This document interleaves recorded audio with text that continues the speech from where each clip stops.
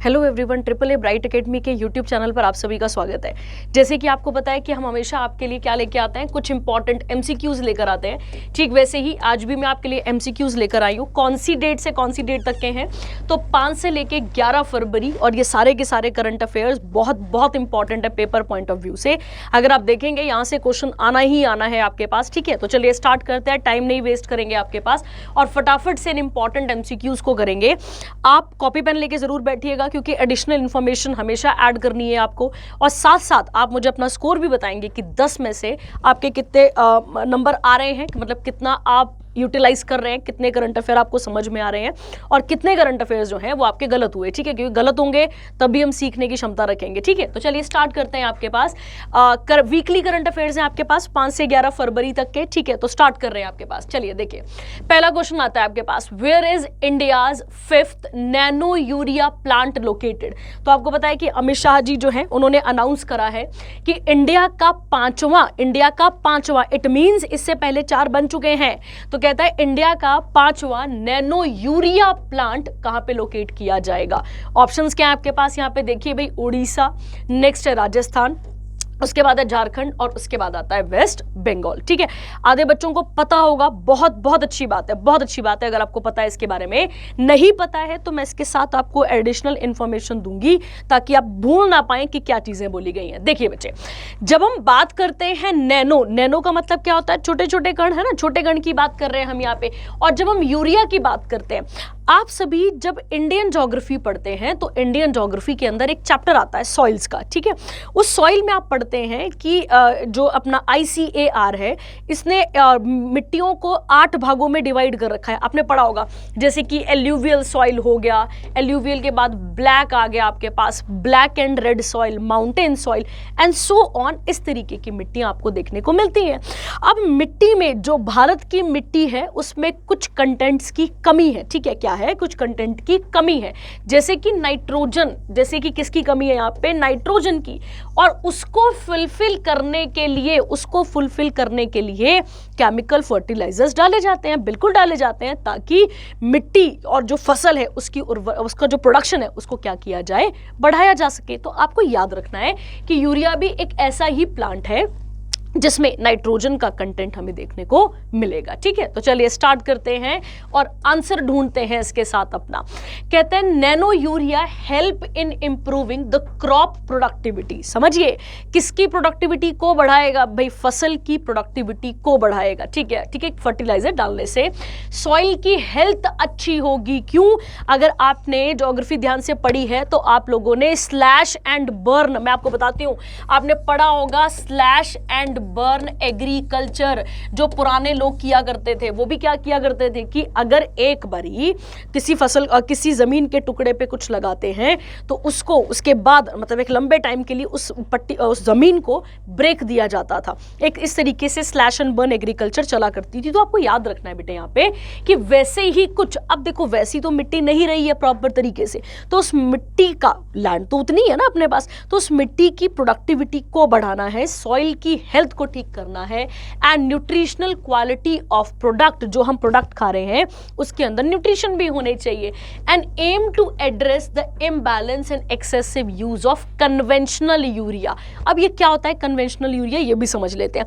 जो nano urea है उससे पहले जो यूरिया यूज होता था, ठीक है, आपने व्हाइट कलर के ना चीनी जैसे दाने देखे होंगे, दैट इज यूरिया। ठीक है, तो वो कह रहा है कि अब हम कन्वेंशनल वाले नहीं यूज करेंगे, हम नैनो वाले करेंगे, क्योंकि नैनो वालों में जो है वो नाइट्रोजन कंटेंट भी बहुत अच्छा है और मिट्टी के लिए बहुत ज्यादा यूजफुल भी है। ठीक है, कहता है IFFCO managing director US Awasthi, ठीक है, इनका नाम है Uday Shankar Awasthi, informed us that the plant is scheduled to be commissioned in December next year. तो क्या होने वाला है, अब इस साल बनने वाला है या अगले साल बनने वाला है, अगले साल बनेगा। और कौन से नंबर का बनेगा, 5th नंबर का बनेगा। ठीक है, कहां बनेगा उस पर भी आएंगे।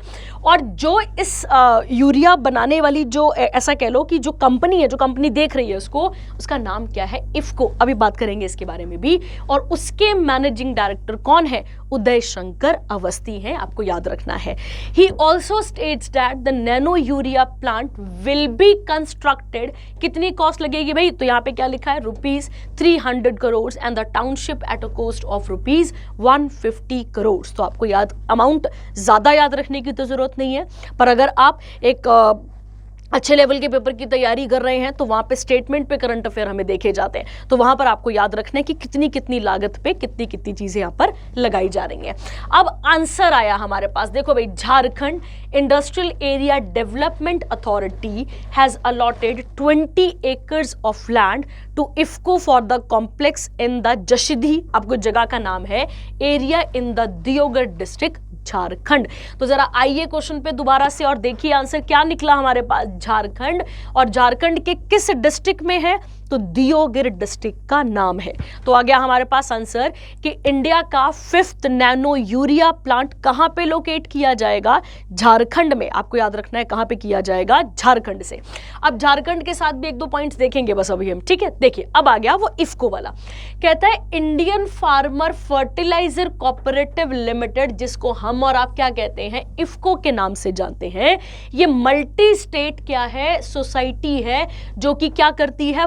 फर्टिलाइजर्स को मैन्युफैक्चर करती है, उनको देखती है क्या कमी है क्या नहीं है, इन सब चीजों को चेक करती है। और कहां पर है भाई इसके हेडक्वार्टर? तो नई दिल्ली में इसके हेडक्वार्टर हमें देखने को मिलते हैं। कहता है द कोऑपरेटिव कब स्टार्ट किया गया था इसे? 1967 में।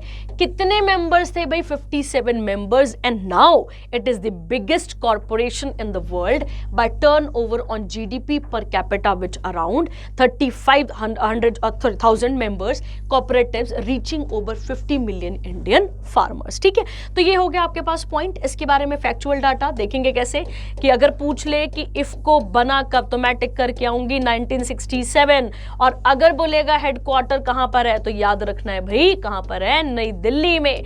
और मैनेजिंग डायरेक्टर कौन है? अभी हमने पढ़ा था, उदय शंकर अवस्थी जी हैं। उदय शंकर अवस्थी हैं इसके मैनेजिंग डायरेक्टर।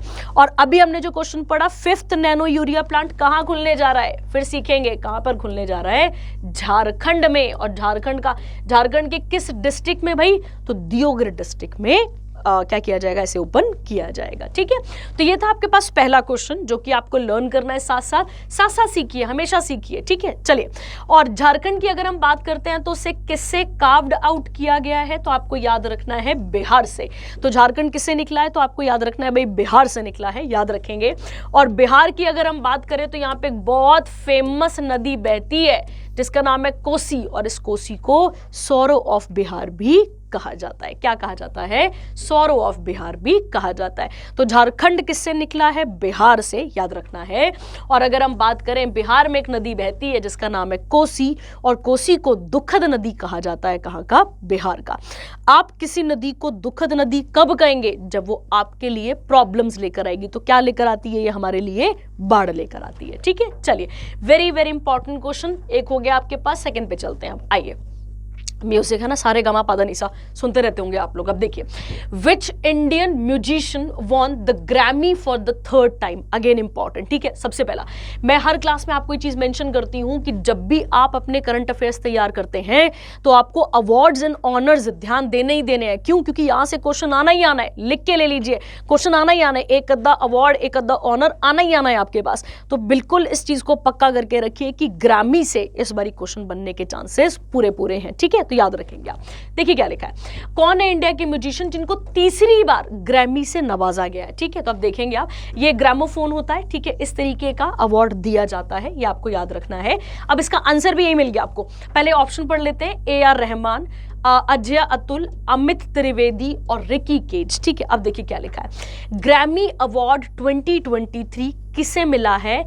रिकी केज को मिला है। और जिनको कितनी बार ग्रैमी मिला है भाई? तीसरी बार। ये रिकी केज, और इनको क्या मिला है? तीसरी बार ग्रैमी मिल रहा है। ठीक है, चलिए, तो ऑप्शन हो गया, आंसर भी हो गया। अब हम इसको डिटेल में देख लेते हैं कि है क्या ये चीज, ठीक है। देखिए कहता है रिकी केज कौन है, तो रिकी केज एक म्यूजिशियन है जिनको 3rd ग्रैमी अवार्ड मिला है। अब पेपर में ये तो क्वेश्चन बनेगा ही बनेगा कि किसे मिला, भारतीय मूल के किस व्यक्ति को मिला है, बट इसके साथ आपको याद रखना है किस उसकी उनकी एल्बम का नाम क्या है, तो आपको याद रखना है डिवाइन टाइड्स उनकी क्या है, नोबल है, ठीक है। अच्छा एक और चीज,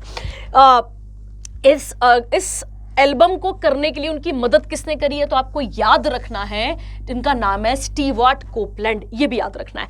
this is undoubtedly a proud moment for India, बिल्कुल है हमारे लिए। The Indian music producer and composer from Bengaluru received the prize for divine tides. कौन है ये यहाँ पे, तो अगर रिकी केज का ओरिजिनल होम देखे तो कहां पर है भाई, उनका बेंगलुरु में, याद रखना है। After being nominated in category of best immersive audio album, किस फील्ड में मिला है इनको, तो बेस्ट इमर्सिव ऑडियो एल्बम की फील्ड में मिला है।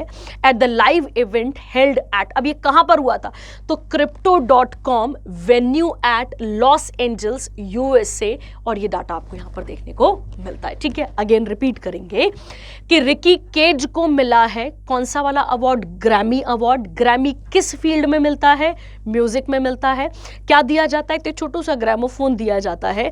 और रिकी केज भारतीय मूल पे मतलब कि उनको तीसरी बार इस अवार्ड से नवाजा गया है, तो आपको याद रखना है, ठीक है। अच्छा, और अगर ये ग्रैमी अवार्ड हुए कहां पर है, तो भाई लॉस एंजल्स कहां पर आता है, यूएसए में ये देखे गए हैं, ठीक है। और अगर पूछ ले रिकी केज है कहां से, तो बेंगलुरु है, ठीक है। कहां से, बेंगलुरु मतलब कर्नाटक का। कहता है in 2022 Kej and Copeland won another Grammy. अब समझिए कब कहता है एनदर ग्रैमी, कौन सी एल्बम है उनकी, यहाँ पे अभी आपने पढ़ी, यहाँ पे ठीक है, ये ऊपर पढ़ी। और इससे पहले the musician also received a prize for his 2015 album जिसका नाम था द विंड्स ऑफ समसारा, ठीक है। तो इसके लिए भी इनको 2015 में मिल चुका है। तो 22 हो गया, एक 15 हो गया, ठीक है। अगला ढूंढेंगे, divine tides a tribute to the beauty of our natural world, features artist from all across the world. तो ये बात आपको यहाँ पर याद रखनी है, ठीक है। चलिए आगे आता है इसके बाद यहाँ पे Ricky Kej, an Indian music composer and environmentalist who was born on August 5th 1981 and is a 2-time Grammy Award winner and the 3rd-time nominee. He has performed in over 30 different nations including Geneva, New York locations of the UN, and Cage was introduced as UNHRC। अब आप मुझे बताएंगे क्या है इसकी full form, आप मुझे बताएंगे, और ये कब बना था आप मुझे बताएंगे। उसके गुडविल एम्बेसडर बने थे कब, दिसंबर 2022 में। कहता है रिकी जो है वो 4th इंडियन और यंगेस्ट पर्सन है जिन्हें ग्रैमी अवार्ड से नवाजा गया है, ठीक है। और मैंने अभी आपको बता ही दिया कि इनके साथ ये अकेले नहीं है, इनके साथ स्टीवर्ट कोपलैंड भी हमें देखने को मिलते हैं, ठीक है। तो ये हो गए आपके पास कुछ इंपॉर्टेंट पॉइंट, और इसके बारे में भी हम बात यहाँ पे कर लेते हैं, ठीक है। देखिए क्या लिखा है, कहता है कि कौन से नंबर का ग्रैमी अवार्ड हुआ है ये, 65th का। कहां पर हुआ था, अभी पढ़ा था, crypto.com अरेना इन लॉस एंजल्स यूएसए में ये हुआ था। और कब ये सेरेमनी मनाई गई, 5 फरवरी 1923 को। और ये top performer song recording from the eligibility year कब से कब तक का देखा गया था, तो 1 अक्टूबर 2021 से लेकर 30 सितंबर 2022 तक के यहाँ पे देखा गया था, ठीक है। अच्छा एक और चीज, अभी जो इस ग्रैमी अवार्ड पे जो है होस्ट कर रहे हैं उनका नाम है ट्रेवोर नाहो, ठीक है। तो आपको याद रखना है। और ये कौन है, साउथ अफ्रीकन है। इन्होंने 63rd और 64th वाला भी जो ग्रैमी अवार्ड हुआ था उसको भी इन्होंने ही होस्ट करा था, ठीक है। तो याद रखेंगे, आपको क्वेश्चन मिल गया और आंसर यहां से आपके पास आ गया। उसके बाद मैंने आपको ये पूरी की पूरी वो दे रखी है, लिस्ट दे रखी है। आप इसे अच्छे से देखेंगे, पढ़ेंगे और देखेंगे कि किस किस को किस किस चीज में यहाँ पर चीजें मिली हुई हैं, ठीक है। तो आप देख लेंगे इसको, ठीक है। आप पढ़ेंगे इसको ध्यान से तो आपको समझ में आ जाएगा कि किस किस व्यक्ति को किस किस फील्ड में ग्रैमी मिला है। वैसे मोस्ट इंपॉर्टेंट है आपके अपने देश के लिए, क्योंकि हमारे पास रिकी केज जी को इस चीज से नवाजा गया है, ठीक है। चलिए ये हो गया आपके पास सेकंड क्वेश्चन। थर्ड पे आते हैं। earthquake of magnitude 7.8 hits which country on 5th of February 2023। ठीक है, बड़ी ही दुखद है ये घटनाएं। ठीक है, अगर हम बात करें, हम कहते हैं कि जो नेचर है, ठीक है, नेचर जो है वो बहुत ही सर्वोच्च है। ठीक है, बिल्कुल है नेचर। जब नेचर तबाही करने पे आता है तो वो बहुत ही अलग तरीके की तबाही करता है, और उसमें एक तबाही है हमारे पास अर्थक्वेक। तो किस देश को सबसे ज़्यादा अफेक्ट पड़ा है? रशिया, टर्की, यूक्रेन और सीरिया। आप अभी भी इंस्टाग्राम उठाइए, आप देखिए, ज़रूर ये नाम आपको मिलता है, और ये कहाँ पर हुआ है? टर्की में। ठीक है, आपको पता ही है इसके बारे में। अब हम बात करते हैं, देखिए कितना डिजास्टर्स था। अगर स्केल कहीं छोटी होती तो अलग बात थी, पर स्केल कितनी की थी? 7.8 की थी। इसके बारे में भी अभी हम बात करते हैं। ठीक है, चलिए। कहता है some of the heaviest devastation occurred near the quake's epicentre between Kahramanmaras और उसके बाद है Gaziantep, a city of 2 million where entire blocks now line in dunes under gathering snow. तो देखिए भाई यहाँ पे है ना, देख लो, ये देखो पिक्चर, देख रहे हो? ठीक है, कितना बुरा हाल हुआ है ये, कितना बुरा हाल है ये। ठीक है, तो इतने बुरे तरीके से इन दो इलाकों पे अर्थक्वेक आया है, और ये सबसे ज़्यादा जो एरियाज है यहाँ पे सबसे ज़्यादा हर्ट हुआ है। ठीक है, अब देखो ज़रा सा, देखो बेटा, जब भी हम अर्थक्वेक की बात करते हैं, अर्थक्वेक हम किसे कहते हैं? तो अर्थक्वेक हम कहते हैं कि जो sudden shaking of the earth होती है। क्या कहता है? जब पृथ्वी सडनली शेक करना शुरू कर देती है, सडनली शेक करना शुरू कर देती है, जिसकी वजह से, देखो अगर आपको पता हो तो आपने पढ़ा होगा क्रस्ट मेंटल कोर के बारे में। ठीक है, तो जब आप क्रस्ट को पढ़ते हैं तो आप पढ़ते हैं कि क्रस्ट के नीचे कुछ लिथोस्फेरिक प्लेट्स हैं, और वो प्लेट क्या करती रहती हैं? फ्लोट करती हैं। वो प्लेट क्या करती हैं? मूव करती रहती हैं। जब जब वो प्लेट मूव करेगी, ठीक है, तो या तो वो कंस्ट्रक्टिव काम करेगी या तो वो डिस्ट्रक्टिव। लॉजिकल लगाइए, अपना लॉजिक लगाइए। देखिए, जब भी दो प्लेट्स हैं, या तो वो दो प्लेट्स आपस में कुछ टकराएंगी तो कुछ ना कुछ डिस्ट्रक्टिव नेचर की होंगी, या तो वो किसी प्रकार का कोई ना कोई कंस्ट्रक्टिव काम करके जाएंगी। ठीक है, तो ये आपको याद रखना है। तो इन प्लेट्स के कारण ये चीजें हमें देखने को मिलती हैं। अब अच्छा बेटा, एक पॉइंट आपको यहाँ पर मिला, एपिसेंटर। इसके बारे में भी थोड़ी सी बात कर लेते हैं ताकि आपको आइडिया हो जाए कि एपिसेंटर वाले में क्या पॉइंट है। देखो, कहता है for example this is the earth, है ना, तो अर्थ के जिस पॉइंट से ये अर्थक्वेक स्टार्ट हुआ, अर्थ के अंदर जहां से ये स्टार्ट हुआ, इसे कहा जाता है बच्चे फोकस, और इसी को कहा जाता है हाइपोसेंटर। क्या कहा जाता है इसको? हाइपोसेंटर कहा जाता है, जहां से अर्थक्वेक एक्चुअली में स्टार्ट हुआ। और ठीक इसके ऑपोजिट, जो यहाँ पे हम जिस जगह पर ये एक्चुअली में हुआ, उस मतलब जो हमने फेस करा सरफेस पे, पृथ्वी के ऊपर जो हुआ, उसे कहा जाता है बच्चे एपिसेंटर। क्या कहा जाता है इसे? एपिसेंटर। ठीक है, तो मतलब अगर हम अर्थ की बात करें तो इस किसी कोने पे ट्रेमर शुरू हुआ, उसकी तरंगे इस तरीके से ऊपर को गई और किसको हर्ट करा? एपिसेंटर को। और अभी आपने एपिसेंटर पढ़ा कि दो जगह पे इनका एपिसेंटर आपको देखने को मिलता है। वो एपिसेंटर कौन कौन सा था? तो याद रखिए, एक है खरामनमारा, ठीक है, खरामनमारस, और उसके बाद है गाजियान्तेप। ठीक है, तो यहाँ पे किस तरीके से आप इसे याद कर सकते हैं। ठीक है, आगे आता है, rescuers in Turkey and Syria braved freezing darkness and aftershock collapsing buildings as they dug for survivor।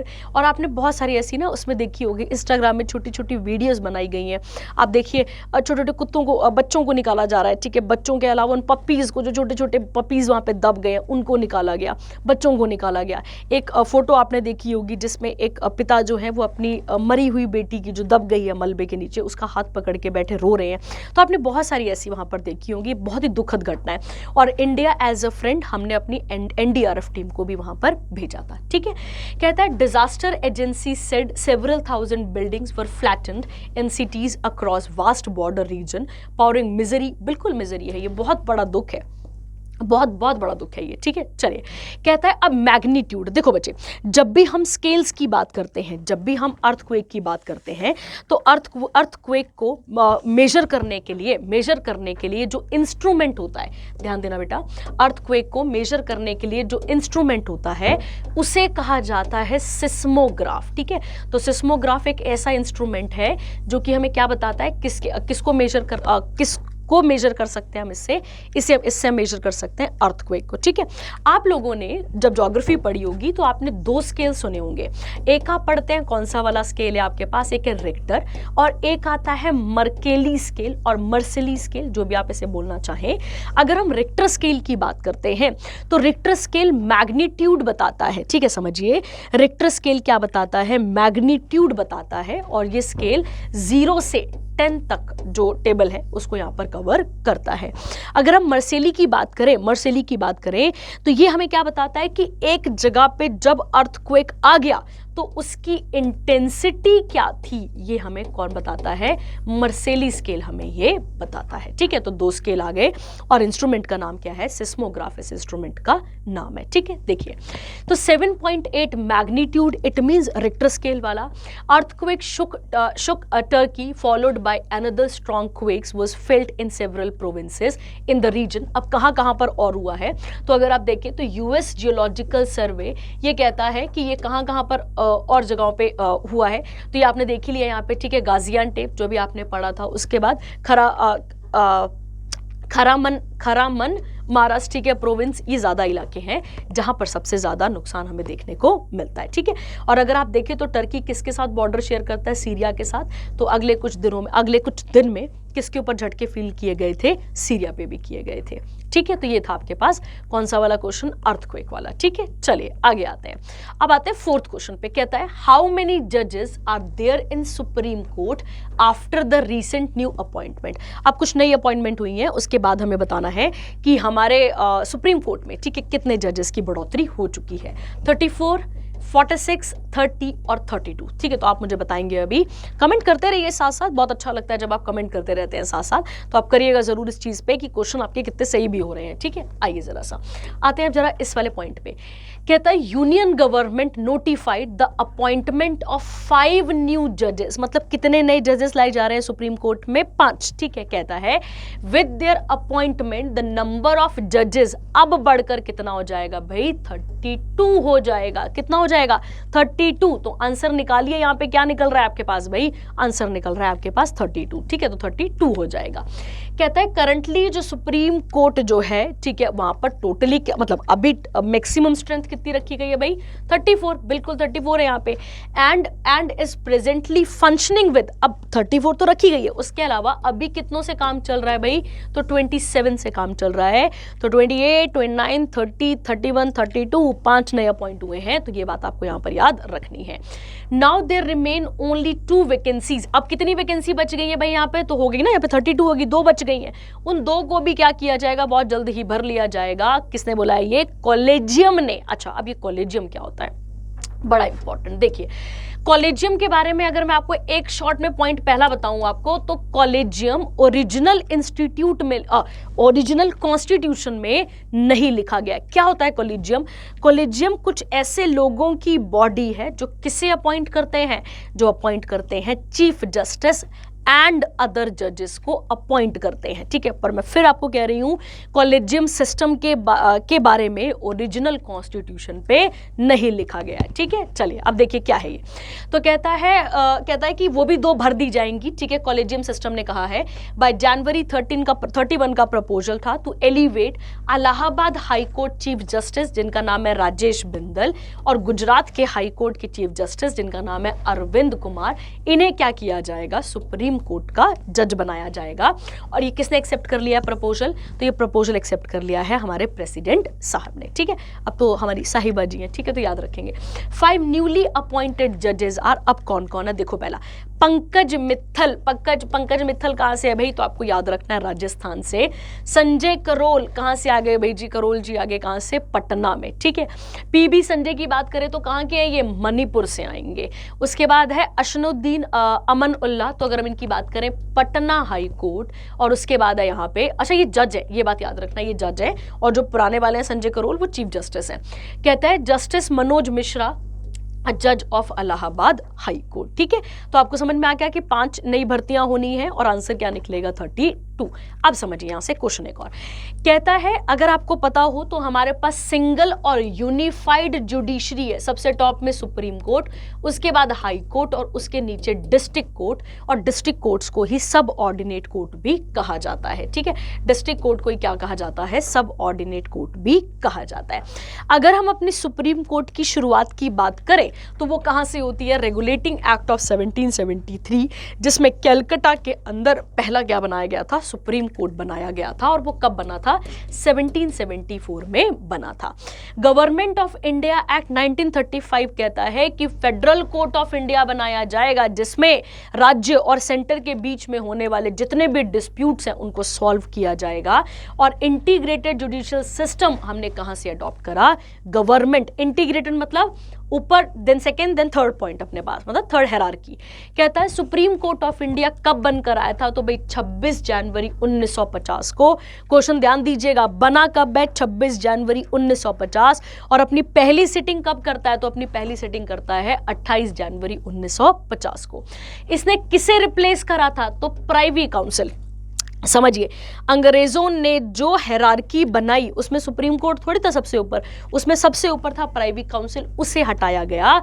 और हमारे पास सबसे ऊपर किसको दी गई पावर, हमारी सुप्रीम कोर्ट को पावर दी गई। पार्ट 5 की अगर हम बात करें, जो कि किससे डील करता है संविधान के अंदर, यूनियन से।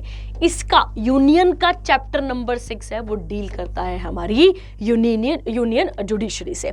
अगर हम आर्टिकल की बात करें तो 124 से लेके 147 आर्टिकल हमें यहाँ पे देखने को मिलता है।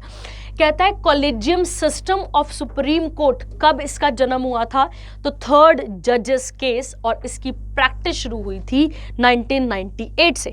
तो अगर आपको पता हो कि जजेस को जो अपॉइंट करते हैं वो तो प्रेसिडेंट अपॉइंट करते हैं, वो तो क्लियर है। पर प्रेसिडेंट ऐसे थोड़ी है सुबह उठे, अच्छा मुझे इसको अपॉइंट करना था मैं कर देता हूं, नहीं नहीं, उसको उनको क्या करना पड़ता है, नाम आएगा ना प्रॉपर तरीके से तभी करेंगे।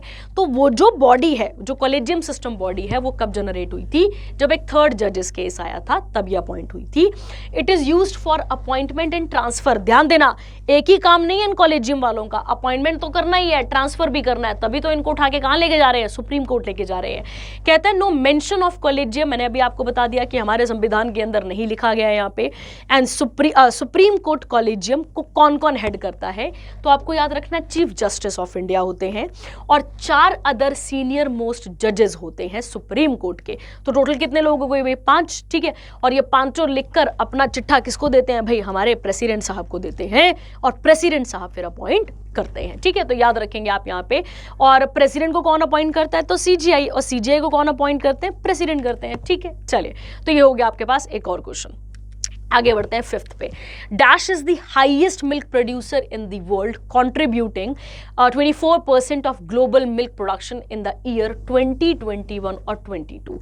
अब ऑप्शंस है आपके पास, यूएस, उसके बाद इंडिया, पाकिस्तान, रशिया और जर्मनी। ठीक है, अब इसका आंसर भी ढूंढेंगे हम। ठीक है, तो अब देखिए क्या लिखा गया है। अच्छा, आपको पता होगा वर्गीस कुरियन के बारे में, सबको पता होगा आपको। ठीक है, ऐसा हो ही नहीं सकता कि अगर आप पढ़ रहे हैं और आपको वर्गीस कुरियन के बारे में ना पता हो। ठीक है, तो वर्गीस कुरियन को अगर हम बात करते हैं तो मिल्क प्रोडक्शन पे या मिल्क की फील्ड पे सबसे इंपॉर्टेंट काम, या सबसे इंपॉर्टेंट अगर हम देखें कि किसने शुरुआत करी थी, तो आपको याद रखना है किसका नाम आता है यहाँ पे नाम आता है किसका, हमारे पास आता है वर्गीस कुरियन का। अगर हम बात करें तो ये मिल्क रेवोल्यूशन लेकर आए थे, in a father of white revolution. देखो, अगर आप इकोनॉमिक्स पढ़ते हैं तो आप बहुत सारे रेवोल्यूशंस के बारे में पढ़ते हैं, उसमें एक रेवोल्यूशन आता है व्हाइट रेवोल्यूशन। ऑब्वियस है किसे दिखाता है, मिल्क प्रोडक्शन को दिखाता है। और मिल्क प्रोडक्शन को ही बढ़ाने के लिए ऑपरेशन फ्लड भी चलाया गया था। नाम क्या है, ऑपरेशन फ्लड। बोलने का मतलब हो गया, फ्लड मतलब यहाँ पे ऑपरेशन फ्लड मतलब किसको बढ़ाना था, दूध की बढ़ोतरी को यहाँ पर और आगे बढ़ाना था। तो ये पॉइंट आपको यहाँ पर याद रखने हैं। ठीक है, देखिए क्या लिखा है। कहता है यूनियन मिनिस्टर ऑफ फिशरीज और एनिमल हस्बेंड्री और dairying Purushottam Rupala told Lok Sabha that India, कौन सी कंट्री, भाई हमारा प्यारा भारत। ठीक है, तो India is the highest milk producer in the world. कितना परसेंट कंट्रीब्यूट कर रहा है, 24% of global milk production in the year 21 से 22। और according to food production data food and agriculture organization corporate statistical database, India जो है वो पूरे वर्ल्ड में हाईएस्ट मिल्क प्रोड्यूसर हमें देखने को मिलता है, ठीक है। और अगर आपको पता होगा तो गुजरात, उत्तर प्रदेश जैसे बड़े दिग्गज एरियाज हैं जहाँ पे मिल्क की प्रोडक्शन बहुत ज़्यादा देखने को मिलती है। हम तो अमूल और वेरका वाले ही है ना, हाँ याद करो बस वही वाले, ठीक है। चलिए, तो ये हो गया आपके पास एक और क्वेश्चन जो कि था 5th 6th पे आते हैं। चलिए, dash announce the debut of a services that will enable its Indian users who are traveling overseas to pay foreign businesses using the UPI। आपको पता है दुकान जाते हैं 2 मिनट में, कहीं जाते हैं 2 मिनट में, फटाफट से स्कैनर निकालते हैं और देते हैं भाई अपना डाटा वाटा, है ना, मतलब पैसा देते हैं उनको फटाफट से, ठीक है। तो अब ये सारी चीज़ें कहाँ शुरू की जाएंगी? उन यूजर्स के लिए जो कि कहाँ ट्रेवल करते हैं भाई, ओवरसीज में क्या करते हैं, ट्रेवल करते हैं। अब ऐसी कौन सी कंपनी है जिसने ये सारी चीज़ों को स्टार्ट करा है? भारत पे है, अमेजॉन पे है, पेटीएम है, गूगल पे है या फोन पे है, ठीक है। चलिए आइए बात करते हैं इसके बारे में भी। फोन पे, आंसर मिल गया। फोन पे announced the debut of services that will enable is Indian users, जो कि कहाँ पर ट्रेवल करते हैं, ओवरसीज में, ठीक है, आपको याद रखना है। और इसे किस नाम से जाना जाएगा? UPI international enable retail locations with a native QR. QR पता है आप सभी को, जिसे क्या कहा जाता है? क्विक रिस्पॉन्स भी कहा जाता है। क्यूआर क्यूआर आगे कहा जाता है। इसके बाद यहाँ पे कोड इन द यूएई होगा। कहाँ पर होगा ये कोड? तो यूएई में, Singapore, Mauritius, Nepal, Bhutan. And similar to how they do with overseas debit cards, user would be able to make direct payment in the foreign currency from Indian bank and the Walmart backed finance app PhonePe claim to be the first to do so in India. तो PhonePe पहली ऐसी country बनी है, phone पे पहली ऐसी app बनी है, ये एक पहला इस तरीके से फाइनेंस ऐप है ये, जो इस तरीके का कोई नया काम करना शुरू करने जा रही है, ठीक है। और अगर आपको पता हो तो इसे रेगुलेट कौन करता है? ठीक है, नेशनल, अगर हम बात करें तो national payment corporation of India कौन करता है इसको regulate? National payment corporation of India, जिसका हेडक्वार्टर हमें कहाँ देखने को मिलता है? तो भाई कहाँ मिलता है? मुंबई, महाराष्ट्र में हमें देखने को मिलता है, ठीक है। कौन करता है इसको? तो national payment corporation of India इस बॉडी को या ऐसी और भी जो एप्स हैं उनको क्या करता है? रेगुलेट करता है, ठीक है। चलिए, 6वां हो गया, दालें, है ना, राजमा, काले मसूर, लाल मसूर, सब दालें, ठीक है। देखो क्या लिखा है, कहता है when is the world pulses day 2023 observed. तो कब आता है? 10 फरवरी को, 9 फरवरी को, 12 फरवरी को या 3 फेब को, ठीक है। तो अब आप इसको पढ़ते हैं करंट अफेयर्स में और देखिए सामने यहाँ पे बोल्ड लेटर पे लिखा हुआ है कब मनाया जाता है भाई? 10 फरवरी को मनाया जाता है। हर साल वर्ल्ड पल्सेस डे मनाया जाता है, इंपॉर्टेंट है, वर्ल्ड है। कब मनाया जाता है? फरवरी 10 को। क्यों? ताकि न्यूट्रिशनल और एनवायरमेंटल बेनिफिट बताए जा सकें, किसके? पल्सेस के, as a part of sustainable food production. 2019 में the UN general assembly dedicated a day. तो किसने करा था 2019 में? किसने डेडिकेट कराया ये दिन? तो आपको याद रखना है, यूनाइटेड नेशन जनरल असेंबली ने। अगर हम बात करें पल्सेस को क्या कहा जाता है? लेग्यूमिस भी कहा जाता है, जो कि पूरे ग्लोबल फूड की तरह कंसीडर किए जाते हैं हर देश में, ठीक है। अब थीम देखिए, थीम आती है pulses for a sustainable future. तो ये तो अब आपको याद ही रहेगी यार, है ना, बहुत ईजी है कि इसकी ये क्या है? थीम हो गई। तो कहता है थीम कब की है? ये 2023 की। And this year's celebration will highlighting the contribution of pulses towards improving soil productivity. उसके बाद है increasing the resilience of farming system, providing a better life for farmers in water scarce environment. जहां पे पानी की कम लागत है भाई, तो वहां पर क्या किया जा सकता है? पल्सेस को लगाया जा सकता है और उनको प्रॉपर तरीके से कि थोड़े से पानी से भी उनको सारा या फिर उनको उनकी प्रोडक्टिविटी को बढ़ाया जा सकता है, ठीक है। तो ये बात आपको यहाँ पर याद रखनी है।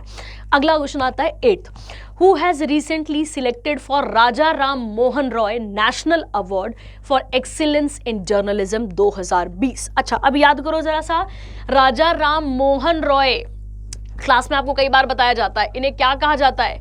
इन्हें कहा जाता है मेकर ऑफ मॉडर्न इंडिया। क्या कहते हैं हम इनको? इन्हें हम कहते हैं maker of modern India Bharat में रेनेसा जिसका मतलब हो गया पुनर्जागरण, ठीक है, दोबारा शुरू करना, तो रेनेसांस के फादर किसे कंसीडर किया जाता है?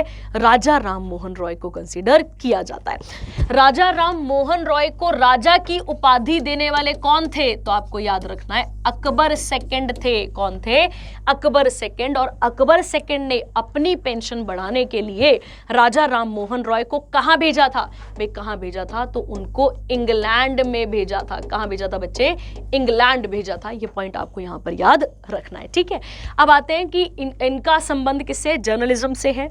कह लो कि सती प्रथा जो इतनी क्रूर प्रथा थी उसको ग्राउंड लेवल पे खत्म करने का काम किसको श्रेय जाता है? इसका पूरा राजा राम मोहन रॉय को जाता है।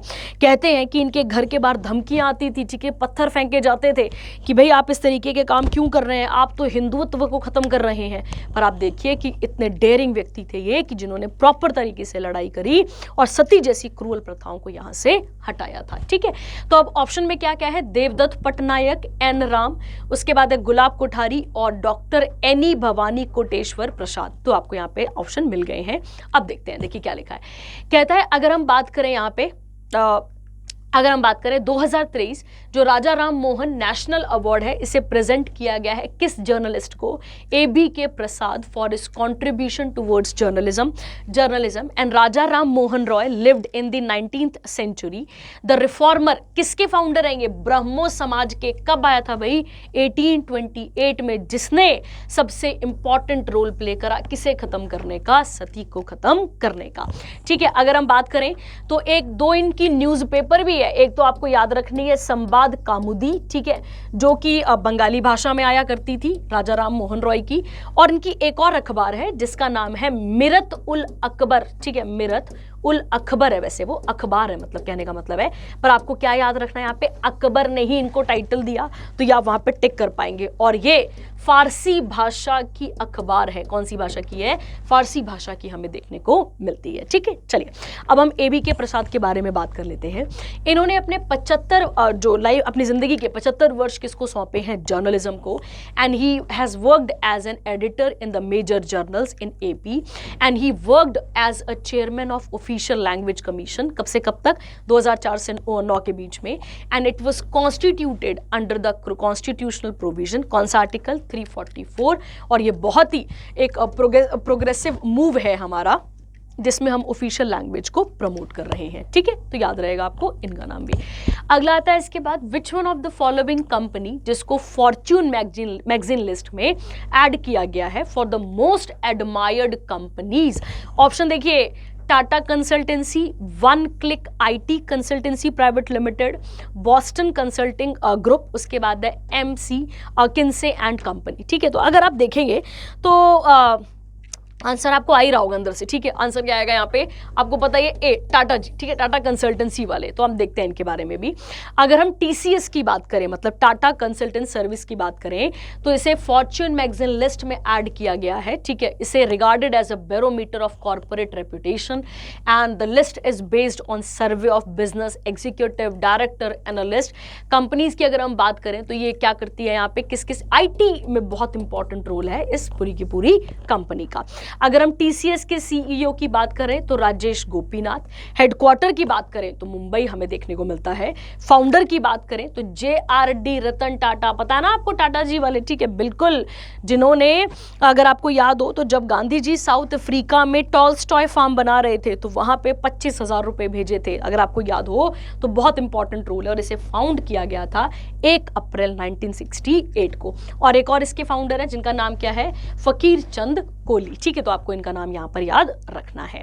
उसके बाद लास्ट क्वेश्चन पे आते हैं आज के अपने।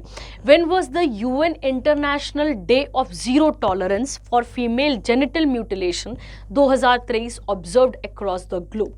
तो अगर आप इसको ध्यान से देखें तो आपने एक खतना करके वर्ड सुना होगा, ठीक है, बहुत ही गलत चीजें हैं ये, ठीक है। आप पढ़ के देखिएगा इसके बारे में, ढूंढिएगा इसके बारे में, बहुत हर्ट करती हैं ऐसी चीजें, ठीक है।